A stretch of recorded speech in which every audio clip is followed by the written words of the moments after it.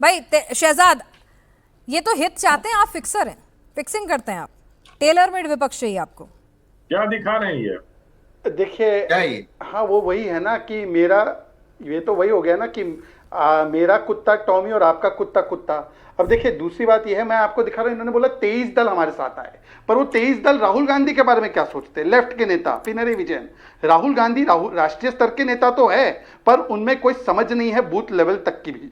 फिर उसके बाद शरद पवार, राहुल गांधी में कोई कंसिस्टेंसी नहीं है। फिर जॉन ब्रिटास, ये राहुल गांधी हमारे ही नेताओं पे स्टेटमेंट देते हैं, हमें बहुत दुख हुआ, हम इसको रेज करेंगे। फिर उसके बाद ममता बनर्जी, राहुल गांधी अपनी विश्वसनीयता खो चुके हैं, कांग्रेस पर निर्भर नहीं रह सकते। समाजवादी पार्टी, राहुल गांधी और कांग्रेस पार्टी को धोखेबाज बोला था। अब मैं पूछना चाहता हूं तहसीन पूनावाला, ये तो वो हो गया ना कि मतलब जो जानी दुश्मन सब एक साथ हो गए क्योंकि उनको आना है मोदी जी के खिलाफ, पर जैसे ही चुनाव आते तो एक दूसरे के खिलाफ हो जाते हैं, क्योंकि ये दोस्त नहीं रह पाते, क्योंकि कन्विक्शन का नहीं, कन्वीनियंस का अलायंस है, कन्वीनियंस का अलायंस ऑफ कन्वीनियंस। एक ही लाइन, पहले महात्मा गांधी जी ने कहा था, पहले आपको इग्नोर करते, राहुल जी को इग्नोर किया, फिर आप पे हंसते, उनकी बातों पे हंसा, फिर आपके साथ लड़ते, ये लड़ने वाली दिखा रहे, फिर आपको नेता मानते, और अब ये राहुल गांधी जी को नेता मानते हैं।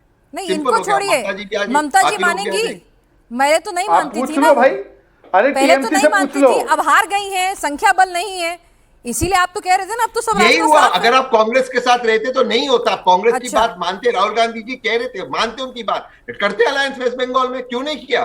ठीक है अंसारी साहब, अरे कांग्रेस को 1 सीट 2 सीट मिली कांग्रेस को, वो भी मुस्लिम, लेकिन अभी जो कांग्रेस का वोट बैंक है कंसोलिडेट हो गया। ठीक है अंसारी साहब, भाई दीदी के पास कुछ बचेगा नहीं तो किस हैसियत के साथ वहां चेयर पे बैठेंगी? आज तो ताजा ताजा मामला है, गले भी लगाया गया, लेकिन सबको दीदी के तेवर मालूम थे। जब सत्ता थी तो वो कैसे राहुल को क्या कहती थी, इंडिया अलायंस की बैठकों से कैसे नदारद रहती थी। तो ये चीज जो है पिनाक जी, आप देखेंगे कि जो भी इलेक्शन होता है, इलेक्शन तो ये जो रीजनल पार्टी है, रीजनल पार्टी तो अपने नाम पे इलेक्शन लड़ती है। शहजाद भाई जो चीज पढ़ रहे थे, ये सारे कमेंट्स तो जब आप अलायंस अगर किसी के साथ नहीं करके करते हैं तो ये तो ऑब्वियस ही बात है कि एक दूसरे को क्रिटिसाइज करेंगे। अभी जो इलेक्शन हुआ, राहुल गांधी जी बंगाल में आए तो बंगाल में उन्होंने तो भ्रष्टाचार का इल्जाम लगाया ममता बनर्जी के पास, और आज जो है वो साथ में है।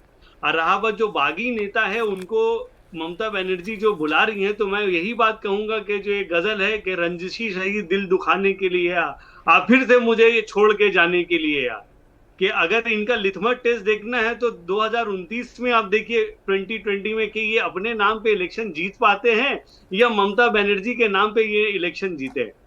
अब ये चीज जो है वो 2029 तो में ममता बनर्जी के पास आ रहा है दिल दुखाने के लिए, अभी तो फोन ही नहीं उठा रहा है साहब। अब तो यही उम्मीद ही है। अच्छा, आप लोग उम्मीद कर रहे हैं कि दीदी का दिल दुखे? कैसी बातें कर रहे हैं सर?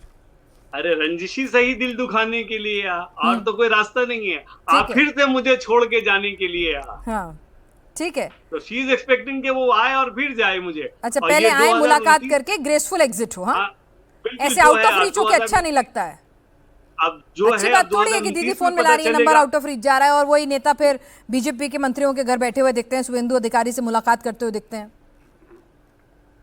जी यही चीज तो देखने के लिए। अच्छा, अगर इतने सारे बीजेपी में वो नहीं जा रहे हैं तो बहुत सारी इसके कारण हैं। ठीक है, चलिए इस बीच एक और बड़ी खबर आ रही है, अभिषेक बनर्जी की मुश्किलें बढ़ती दिख रही हैं। सीआईडी का तीसरा सम्मन आपको बता दें कि पहुंच गया है उनके पास, कल शाम 5 बजे पूछताछ के लिए बुलाया है। विधायकों के फर्जी दस्तखत का मामला है। पहले एक सम्मन दिया था, अभिषेक ने एक्नॉलेज नहीं किया, फिर दूसरा सम्मन दिया गया था, उनको नई तारीख दी गई थी, अभिषेक ने 14 दिन का वक्त मांगा था, फिर उनको कहा गया था नहीं 14 दिन का वक्त नहीं मिलेगा, हफ्ते भर बाद आइए। शाम को 5 बजे पूछताछ के लिए बुलाया है। तीसरा सम्मन अब अभिषेक को डिलीवर हुआ है, तो यहां पर मुश्किलें तो खत्म होने का नाम ही नहीं ले रही हैं। तौसीफ अहमद खान साहब, भाई ऐसे क्या होगा? मतलब भाईपो पर तो शिकंजा ही कसता चला जा रहा है, मतलब लेकर केस है, उनका स्पोर्ट्स का फुटबॉल क्लब है, ठीक है, यहाँ पर दीदी दिल्ली में सांसदों को संभाल रही है, सदन के नेता रहेंगे कि नहीं उसका नंबर जुड़ नहीं पा रहा, ऊपर से सीआईडी पहुंची हुई है। भाई क्या होगा? नेता बाहर बचेंगे ना? देखिए, इलेक्शन से पहले भी ये बातें जो है दबे लफ्जों में पार्टी सर्कल में होती थी कि जिस दिन ममता बनर्जी नहीं रहेंगी या जिस दिन ये सरकार नहीं रहेगी ममता बनर्जी की, उस दिन ये पार्टी खत्म हो जाएगी।